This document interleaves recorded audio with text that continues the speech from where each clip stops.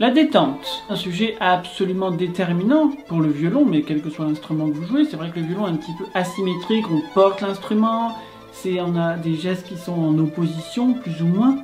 On n'est pas comme un piano, où on est tous dans un même sens. Là, c'est quand même c'est un peu comme faire ça, dans un sens ou dans l'autre. Donc en alternance, c'est plus facile pour moi de faire dans un sens que dans l'autre. C'est un peu comme tourner le pied en même temps qu'on fait des cercles dans l'autre sens. C'est des choses qui sont pas faciles, de tourner le pied dans le sens des aiguilles d'une montre et de tourner la main. Bon, vous voyez pas mon pied, mais je le tourne, et la main dans l'autre sens. Donc c'est plein de choses qui montrent que c'est pas des gestes qui sont faciles à faire, comme de faire ça. Ça c'est facile.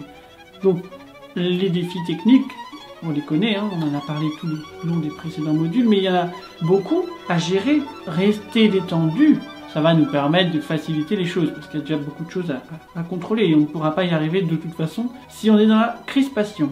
Et d'où vient la crispation? Ça vient de la peur. On crispe nos muscles parce qu'on a peur, parce qu'on ne se sent pas confiant dans notre capacité à faire ce qu'on a envie de faire au violon, ou quoi que ce soit d'autre. Si on a peur de parler en public, d'un coup on va être très crispé, on va transpirer. C'est pas qu'on sait pas parler ou qu'on sait pas lire, mais c'est qu'on a peur. On a peur de se tromper, on a peur d'être jugé. Il y a des gens qui sont terrifiés à l'idée de faire la cuisine, donc quand ils le font, ils sont très maladroits, et donc évidemment ça va être raté, et donc évidemment ça va encore confirmer leurs hypothèses qu'ils sont pas faits pour ça. Donc si on est convaincu qu'on est trop âgé, ou qu'on a commencé trop tard, ou qu'on n'a pas le niveau, ou qu'on n'a pas le temps, ou que je sais pas trop quoi, et ben finalement on aura cette croyance qu'on n'est pas légitime, et donc on restera très en dessous de notre potentiel parce qu'on ne s'autorise pas à accéder à notre plein potentiel. La seule différence, c'est nos croyances, et évidemment les compréhensions dont on parle dans les différents modules. Mais même si vous comprenez absolument tous les détails, si vous avez vos fausses croyances qui vous barrent la route, vous n'y arriverez jamais. C'est un peu comme l'idée de parler en public ou d'aborder des inconnus. Si on est terrifié à l'idée de se faire rejeter, on peut avoir les meilleures accroches, les meilleures intentions, ça ne marchera pas. Parce qu'on va être très maladroit, on va bafouiller, on va avoir l'air un peu lourdeau, et donc la personne va juste dire non merci, que ce soit pour une interview, que ce soit pour quoi que ce soit. On va se faire rembarrer, et ça nous confirmera l'idée que c'est pas pour moi, je suis vraiment trop mal à l'aise. Oui, mais il suffit de pratiquer en fait. Au bout du 2, 3, 4, 5, 12, 40... garantis que vous serez beaucoup plus à l'aise. Parce que vous allez vous dire, finalement, je suis pas mort. C'est pas une humiliation nationale. C'est juste que j'étais pas bon, j'étais pas à l'aise. Comme la première fois qu'on joue en public, on sera pas à l'aise, forcément, c'est certain. Ce qui signifie pas qu'on va arrêter le violon pour autant. On n'aura pas été à la hauteur de nos attentes. Et ben, ce qu'il faut faire, c'est réviser notre approche pour l'améliorer et réessayer. Réitérer, réessayer. À nouveau, c'est toujours ce même cycle. On essaye. On a des retours, on comprend que ça n'a pas marché pour telle et telle et telle raison, trop pressé, trop anxieux, pas assez à l'écoute, tout ça, finalement, on se rend compte que, ah oui, il faut que je sois plus à l'écoute, il faut que je sois plus ouvert, il faut que je sois plus aligné avec moi-même, il faut que je prenne le temps de respirer, etc. C'est ça, en le remettant en pratique à la prochaine session, ça va mieux marcher. Et donc, quoi qu'on fasse, notre détente sera toujours connectée à notre état d'esprit, de s'autoriser à être vulnérable, même le désirer d'être vulnérable. Ça fait peur, on se dit j'ai peur de m'ouvrir parce que j'ai peur de ce que les autres vont en penser. Mais au final, quand on comprend que peu importe, il y a des personnes qui vont aimer et des personnes qui vont pas aimer de toute façon. Donc, on s'ouvre et les personnes qui aiment, on les aura d'un côté, et les personnes qui n'aiment pas, elles partiront. Et donc finalement, on s'entourera des personnes qui aiment bien ce qui est réellement en nous. C'est pas un masque, c'est la réalité. Ça fait peur parce qu'on se dit, s'ils aiment pas, au moins on le saura. Il n'y a pas de problème, au moins on sait que c'est pas la bonne personne pour nous. On va pas le prendre personnellement, on va juste se dire, cette personne n'est pas en accord avec qui je suis réellement. Mais si on n'a pas montré qui on était parce qu'on a gardé le masque tout le long, on s'est caché derrière l'instrument, on s'est caché derrière notre technique, on s'est caché derrière la partition, on s'est pas dévoilé. Donc la personne n'a pas aimé, c'est pas nous qu'elle a pas aimé, c'est peut-être justement le fait qu'on n'a pas été sincère. Et si on avait été sincère, peut-être que cette personne, ce public, aurait aimé. Donc il faut être sincère pour savoir. Et bien sûr, on va continuer de s'améliorer, mais le but de s'améliorer, techniquement par exemple, c'est le but d'être d'autant plus sincère. C'est pas le but de masquer qui en est, c'est le but de mieux le révéler, pour que les personnes qui ne soient pas en accord avec ce message puissent d'autant plus s'en aller. Et donc on reste dans l'instant présent, on n'est pas là en train de performer ce côté synthétique, on est là pour être authentique. Et finalement, il n'y a même pas besoin dans ces cas-là de lâcher prise, puisqu'on n'agrippe rien, on est déjà dans la détente et dans le lâcher prise. Donc le fait d'avoir besoin de lâcher prise, c'est qu'on est en train de s'agripper à nos résultats, à notre peur, à nos doutes. Alors que quand on est dans le lâcher prise, finalement, on ose se révéler. Et ensuite, peu importe la réaction des gens en face. C'est pour ça que je répète très souvent que le geste est plus important que la note. Quand j'ai compris ça, ça a tout changé. Moi qui étais toujours dans la performance et la peur de m'ouvrir et dans le fait de me cacher derrière l'instrument et la partition, ça m'a vraiment fait prendre conscience que évidemment c'est le geste. Je suis pas dans une attente de résultat, c'est juste le geste. Et quand le geste est agréable, le bon geste est toujours agréable, ça peut que être un bon résultat. Après, même si on se trompe de note, vaut mieux se tromper avec authenticité que de faire semblant, avec une façon de jouer qui est très artificielle et très mécanique. C'est pas ce qu'on veut. Donc on ne vise pas la perfection, on vise l'authenticité. Et c'est là qu'on pourra vraiment se révéler. Donc vaut mieux se tromper avec sincérité, au moins on le sait, on peut le rectifier, on peut repratiquer ce passage, mais au moins on a été sincère, on a été audacieux, et c'est ça le plus important. L'audace, c'est surtout ça qu'on pratique. La partition n'est qu'un prétexte finalement. L'objectif, c'est pas juste de jouer bien. Le but, c'est de se révéler à travers l'instrument, à travers la partition, à travers tout ça. Mais c'est ça l'objectif final, c'est de se révéler. Parce que quel intérêt d'entendre 40 fois le concerto de Tchaïkovski, on peut avoir une version du concerto de Tchaïkovski, ça suffira. Non, ça suffira pas. Parce que ce soit Oistrakh ou Perlman ou Kogan ou Menuhin ou Heifetz qui le joue, ce sera totalement différent. Donc ça a un intérêt. Les 5 enregistrements ont un intérêt. Il n'y en a pas un qui vaut le coup et les 4 autres à la poubelle. C'est pareil pour nous. On n'est pas en train de rejouer une énième fois le Xardas de Monti. On est en train de montrer qui on est à travers ce Xardas de Monti. Ou la méditation de Thaïs ou je ne sais trop quoi. Mais tout ça, finalement, ça vient de nous. Notre jugement de nous-mêmes. Quand on comprend que le geste est plus important, finalement, on est dans le plaisir. Et là, tout de suite, on rectifie, on s'aligne. Et finalement, aujourd'hui, en quelques minutes de violon, je me réaligne avec moi-même. C'est ça que je recherche. Alors qu'avant, je cherchais à bien jouer. Donc des fois, ça marchait pas. Pourquoi? Je sais pas, ça marche pas, surtout si le concert approchait. J'étais vraiment stressé. C'est cette vulnérabilité que je refusais en fait. Le fait de me réaligner avec moi-même et pas le fait de juste chercher un résultat, de viser un résultat. Ça c'est ridicule. Mais aujourd'hui, c'est plus le cas. Je réussis à retrouver ma sérénité, mon alignement en quelques notes parce que justement, je ne suis plus dans une attente de résultat, mais dans une attente de... Pas plus dans l'attente en fait, je suis dans la démarche introspective. Le fait de profiter du chemin sans chercher la destination. Finalement, le plus important, c'est le chemin et non la destination. L'objectif, c'est de profiter et pas d'arriver. Parce qu'on n'arrive nulle part, en fait. Est-ce que les grands virtuoses arrêtent de travailler leur violon? Non, parce que sinon, ils s'ennuieraient. Ils n'ont pas envie d'arrêter. Quand on voit que des grands artistes comme Barenboim, qui vient d'être atteint de Parkinson, il continue d'aller sur scène. Pourquoi? Parce qu'il a besoin de l'argent pour payer son traitement? Non, parce qu'il a envie d'y être. Donc quel que soit le niveau, finalement, au début on le fait parce qu'on a envie de se prouver qu'on est capable, toutes ces choses-là qui ne sont pas forcément très intéressantes finalement quand on y pense, mais progressivement on va vers autre chose, quelque chose qui transcende notre être. C'est au-delà de nous-mêmes, tellement au-delà, nous on devient tout petit, finalement on n'existe presque plus, on se révèle et nous on devient transparent. C'est l'objectif, de devenir transparent. Et ceux qui sont toujours en train de tirer la couverture, moi, regardez-moi sous les projecteurs, finalement ils n'arriveront jamais à quelque chose d'authentique. Ils seront toujours dans le superficiel. Et c'est pas très valorisant, c'est pas très pertinent. Donc oui, il faut être dans la démarche et non dans la performance. Parce que oui, on ne contrôle pas nos résultats. Et on ne contrôle pas non plus les réactions du public. Donc tout ce qu'on peut faire, c'est être sincère et ensuite les résultats seront authentiques et chacun en fera ce qu'il voudra.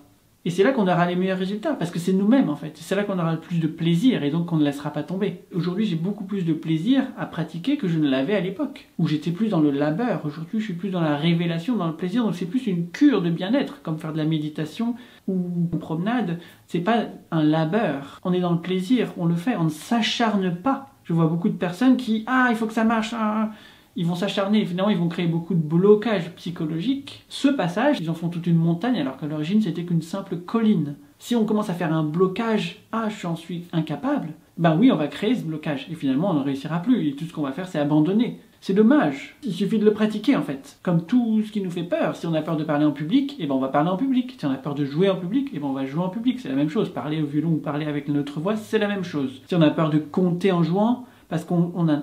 C'est difficile de jouer en même temps que de compter. C'est intéressant et ça je le demande à tout le monde et je le fais moi-même. Et à chaque fois que je suis incapable de compter, le troisième temps, comme par hasard, c'est là que je me trompe. Parce que je suis pas clair, un pam, pipa, pam. Ok, maintenant je suis clair. Déjà je peux le faire sans le violon pour commencer et ensuite 2, 3, 4... Et si on est capable de le faire, même si c'est un rythme un petit peu complexe, une syncope ou quelque chose pas sur le temps, le fait de réussir à compter mathématiquement, très précisément, sans métronome, hein. On compte à voix haute, 2, 3, 4, 1. Temps fort, temps faible. Déjà, ça va structurer le phrasé et en plus, ça va nous structurer au niveau du tempo. Donc ça, il faut être capable de le faire. Et si on n'est pas capable de le faire, il faut recommencer. Et si on joue et que le troisième temps, on l'a pas dit, eh ben on recommence juste ce petit bout-là. On recommence pas au début de la phrase. On perd pas du temps. On recommence directement à les 3-4 notes où on n'a pas été capable. Et hop, et une fois qu'on en est capable, on recommence au début de la phrase. Seulement qu'on a réussi à faire ce petit bout-là. Si on ne réussit pas à faire ce bout-là, ça sert à rien de reprendre le début de la phrase. On reprend ce petit bout-là. Ah, j'ai encore raté. Bon, on reprend le début de la mesure, pas le début de la phrase. Ok, ah, j'ai encore raté. On recommence. 3. Ah, j'ai réussi, cool. Ok, maintenant on peut recommencer le début de la mesure. Et de la phrase. Et du passage. Et là, on aura consolidé quelque chose. Et c'est vrai pour tout. Si on a un blocage spécifique, on sait que c'est vers ça qu'il faut aller. On ne va pas refaire tout le passage, on ne va pas réinventer la roue. C'est juste qu'on va pratiquer ce passage-là, sans se plaindre, sans se morfondre, sans se dire qu'on ne va jamais y arriver. On va juste le refaire pour réussir à débloquer ce blocage qui parfois persiste depuis des années. Donc c'est super, c'est une bonne nouvelle. On va enfin pouvoir le débloquer. On n'est pas en train de s'acharner sur un passage, parce que sinon, encore une fois, on va créer un blocage. Donc on le joue une fois, ok, ouais, c'est pas... Peut-être qu'il y a un meilleur doigté, peut-être qu'il y a un meilleur coup d'archer, peut-être que je peux le faire plus lentement pour essayer de vraiment... Ah oui, c'est le démanché qui me dérange. Ok. Ou bien, ah oui, c'est cette septième. Donc, je vais la faire en double corde. C'est pas très juste. Progressivement, on va voir ces détails précisément. Encore une fois, on va pas refaire toute la phrase. On va juste revoir le petit détail. Il y a toujours un truc qui cloche, ou deux. Ça sert à rien de tout voir. Progressivement, on va regarder à la loupe. Et ensuite, on reverra le contexte global. Mais déjà, on regarde à la loupe. Pour commencer, pour débloquer ce blocage, quel qu'il soit, une extension, on a la fausse croyance qu'il faut mettre le poignet en extérieur pour faire une extension. Non, il faut mettre le poignet en intérieur, on peut aller beaucoup plus loin. On a cette fausse croyance qu'il faut avoir l'index levé pour vibrer avec générosité. Non, on peut vibrer avec tous les doigts posés, c'est même beaucoup mieux. Comme ça on a la main ronde comme une balle, tout ça c'est des fausses croyances. Ou la croyance qu'on n'est pas capable de compter en jouant, non c'est faux. Il suffit juste de le pratiquer. Donc oui, pratiquer avec les doigts posés. Oui, pratiquer avec le poignet encore plus en dedans que nécessaire, juste pour aller à l'encontre de notre tendance actuelle. Dans tous les cas, il faut écouter ce que la musique nous raconte quand on pratique. Il ne faut pas être juste technique. La musique nous dit quelque chose. Pourquoi est-ce que le compositeur a marqué ce grand démanché?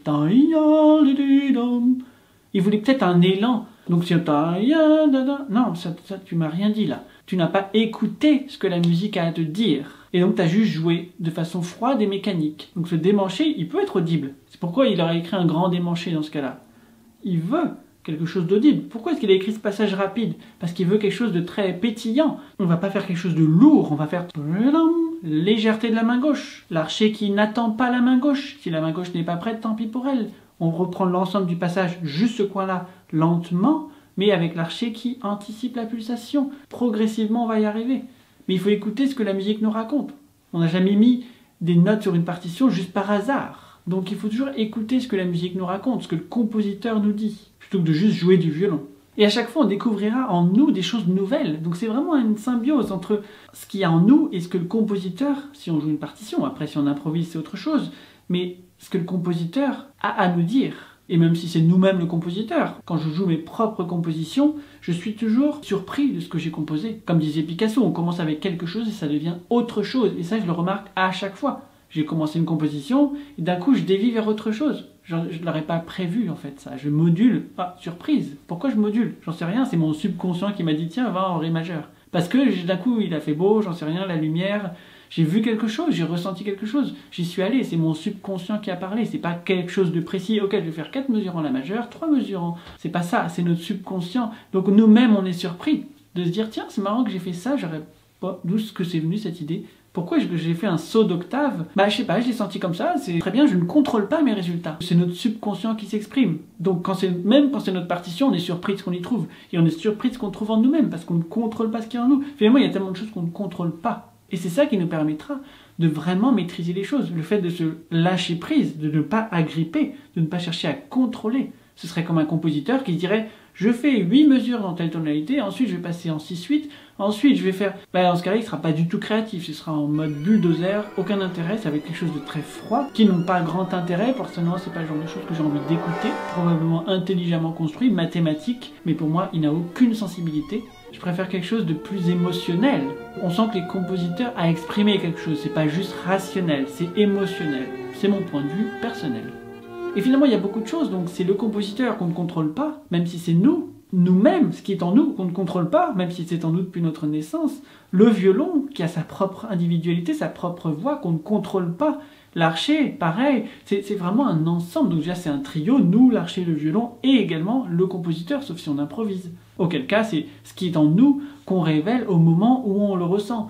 Donc dans tous les cas, c'est surprise. On ne peut pas essayer de tout contrôler, c'est impossible. Il faut mieux pas essayer parce que sinon ça va être très moche et très prévisible. Ce qu'on veut, c'est être dans l'imprévisibilité. Brahms, par exemple, quand il a composé sa 3e sonate, il ne savait pas où est-ce qu'il allait. Il était lui-même surpris. C'est pour ça qu'on a...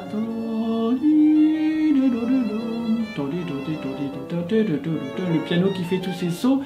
On sent que c'est perdu. Là, le violon, il fait une pédale de dominant. Non. On ne sait pas où ça va quand on le joue. Et on veut garder ce côté suspendu, suspense. Pareil dans la symphonie de Mahler numéro 1. C'est suspendu. C'est magnifique. C'est quelque chose, il ne sait pas. En fait, il rentre dans une ambiance et lui-même, il se dit, tiens, qu'est-ce que je vais découvrir? Donc, autorisez-vous à être vulnérable et à découvrir plutôt qu'être dans le côté certitude. C'est ça que je veux, c'est ça que je vais faire, c'est ça que je vais... Non, on ne sait pas. Donc c'est ça qui est beau et qui fait qu'on peut jouer 15 fois le concerto de Mendelssohn, ça sonnera toujours différemment. Et c'est ça qui est magique, heureusement. Si c'était prévisible et tout était robotique, ce serait tellement ennuyeux pour nous et pour le public.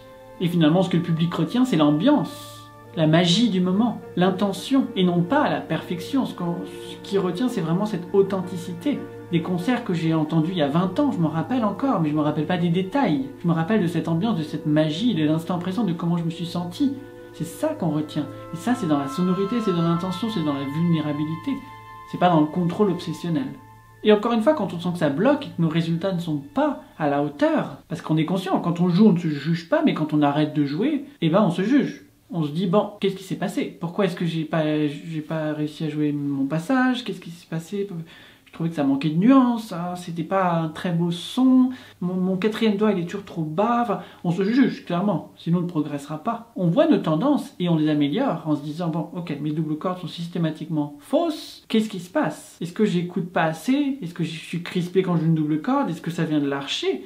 Comment est-ce que je place mon bras? Est-ce que c'est normal que mon vibrato du 2e doigt soit trop agressif et mon 4e doigt trop passif, voire trop hystérique? Qu'est-ce qui se passe? C'est peut-être mon poignet. Donc là, on commence à faire des suppositions qu'on va ensuite tester au violon pour défaire progressivement ces fausses croyances qu'il faut que le poignet soit en extérieur, qu'il faut que mon index soit levé, qu'il faut que j'appuie pour faire des doubles cordes parce que sinon ça va pas sonner. Non, c'est faux. Donc progressivement, on se rend compte que, ah oui, tiens, ce lâcher prise, cette souplesse du poignet quand je vibre, je suis pas en train de vibrer du bras, mais du poignet, et mes doigts sont à plat et non sur le bout, et mon bras est bien dans le bon axe. C'est vraiment important de comprendre plutôt que de s'acharner et de s'épuiser. Donc oui, la détente physique vient surtout de notre détente psychologique, de s'en croire capable, et de pratiquer encore et encore avec une approche plus ciblée, et pas juste de s'acharner.